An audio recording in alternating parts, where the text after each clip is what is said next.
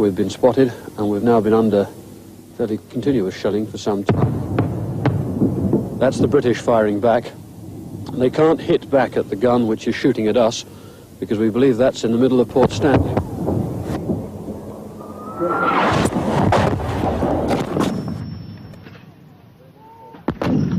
Load, correct!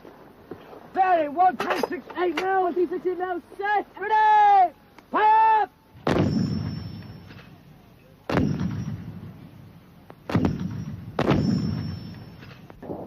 On the Argentine positions, the artillery was falling like rain, drenching the mountains in debris and smoke. Once the Scots Guards had battled their way to the top of Tumbledown, the Gurkhas prepared to move through onto Sapper Hill, the last ridge, almost on the outskirts of Stanley itself.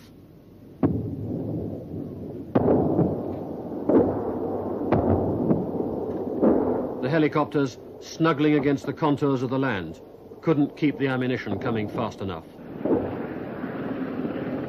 The final bombardment brought the guns down to their last half-dozen shells.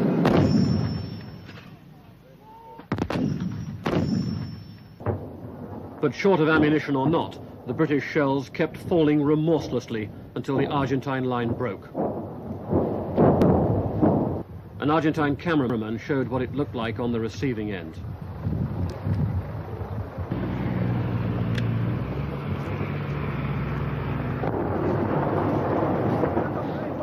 The demoralized defenders were pulling back into the town. Officers and men were arguing. Discipline was breaking down.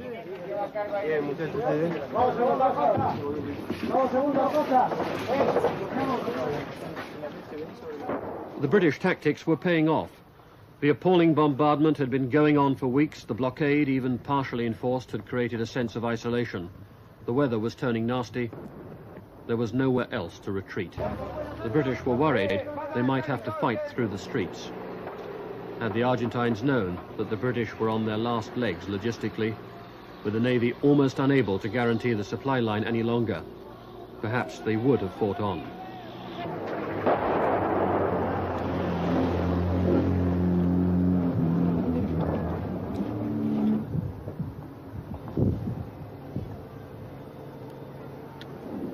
Instead, suddenly it was all over. The guns fell silent. Negotiations will commence this evening. However, you're reminded that at the moment we still remain at war. We are still at war Argentina. with Argentina. And Camp Charlie Papa will continue to be furnished. And we'll still have cap. Precautions against anything happening. Normal anti-air precautions. And Argentina should be continued. 8-2, Roger, out. Negotiations will start tonight. Although there appears to be a ceasefire at the moment, and the Argentinian forces in the Falklands have appeared to have surrendered, this does not necessarily mean that the forces in the mainland Argentine will necessarily stop fighting. Therefore, we will have normal cap, that is air cover, combat air patrols, and we should take the normal precautions against being caught by surprise or whatever. There is a white flag flying over Stanley. Very marvellous.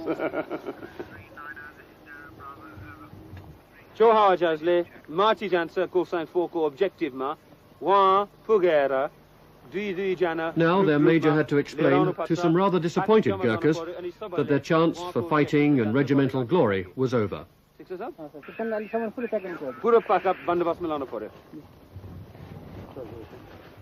The troops began the dangerous march into Stanley, weaving their way through the minefields which surrounded it.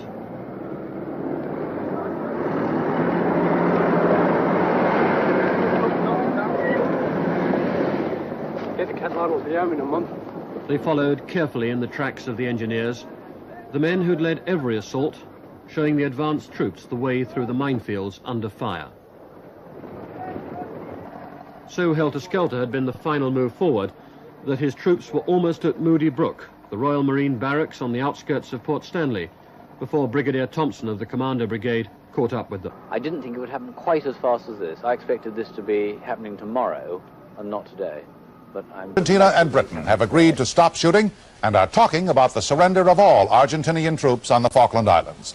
We go first to our correspondent in Buenos Aires, Barry Serafin. The shooting stopped this afternoon when the two opposing generals, Jeremy Moore and Mario Menendez, met face to face. Menendez reportedly went to the meeting under instructions from his government to maintain Argentina's honor. The purpose of the ceasefire, said to be in effect until 10 a.m. tomorrow, is to allow Menendez to consult with Argentina's military junta, which is meeting tonight. Menendez will meet personally with government officials here in Buenos Aires. And sources say Argentina's president, Leopoldo Galtieri, is apparently preparing a statement to the nation. There were signs throughout the day that the war might be coming to an end. Television news reports here pointed out how close British troops had advanced to Port Stanley, which since April 2nd has been called Port Argentina. And a series of broadcast government communiques spelled out the worsening situation for the Argentinian garrison. At 1:30 this afternoon, an announcement that the British occupied 2 key mountains overlooking Port Stanley. Another at 3:15, acknowledging a continued British advance and violent combat near the city. At 4:30, the first official hint that the public was being prepared for bad news. Argentine troops fighting with great valor, it said, but against an enemy superior in number, logistics, and military technology. 20 minutes later came the official word of the meeting between the two opposing generals and the announcement of the ceasefire. Tonight, crowds gathered in front of the offices of the newspaper La Nación to read the bulletins that the war was apparently lost. Many said they felt betrayed by the government. Sources say newspaper editors have been called to a meeting with military officials tonight, apparently to discuss how to present the story as a moral, if not military, victory for Argentina. That may not convince Argentinians like this father of a soldier in the islands, overcome with grief at the apparent outcome of the war. Barry Serafin, ABC News, Buenos Aires. They are reported to be flying white flags over Port Stanley. Our troops have been ordered not to fire except in self-defense. Talks are now in progress between General Menendez and our Deputy Commander, Brigadier Waters, about the surrender of the Argentine forces on East and West Falklands. In Downing Street, news of the Argentine surrender came as an enormous relief. Prime Minister, could you have a word with us, please? Mrs. Thatcher, just back from telling the Commons, was exuberant. Prime Minister, we have a microphone here. Just wonderful news. And it's Great Britain. Marvellous forces, every single one of them. It's just been everyone together. And that's what matters. We knew what we had to do. We knew what we had to do. How do you feel about our and we went about it and did it. Do you think the ceasefire will hold, Prime Minister? I believe so. I believe so. There's still one or two things. Just listen to everyone. I must go down and talk to them. Right. Off the carpet, no? As Mrs. Thatcher savoured her moment of triumph with the crowd, came the British troops, marching proudly through the town they'd come to liberate. How are you feeling, lad? Great. Fantastic. Get the pubs up. Give us a cheer. Yep.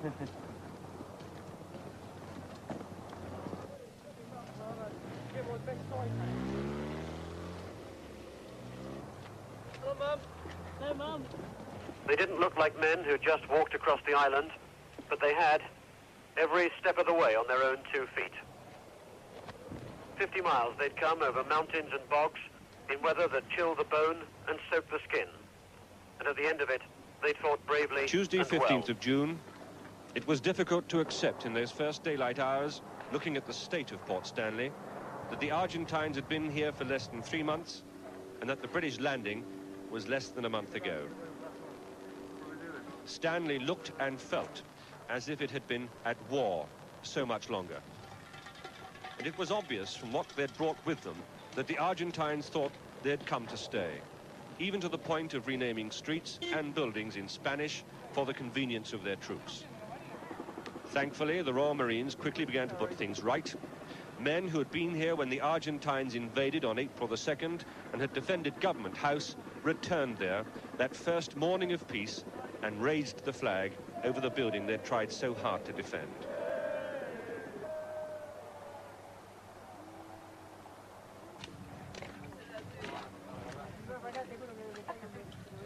It is easy to criticize an enemy in defeat, easy to believe the half-truths that were rapidly beginning to circulate around Stanley. But it is true to say that the Argentines have not left the capital as they found it. Their filth and vandalism is everywhere. It looked as if they'd been under siege for 12 months instead of 2. Proper hygiene must have been difficult in a garrison of 7 or more thousand men, but it wasn't helped by turning the floor of the post office into a public lavatory, with 3 months' excreta to be hosed away by Stanley's fire brigade.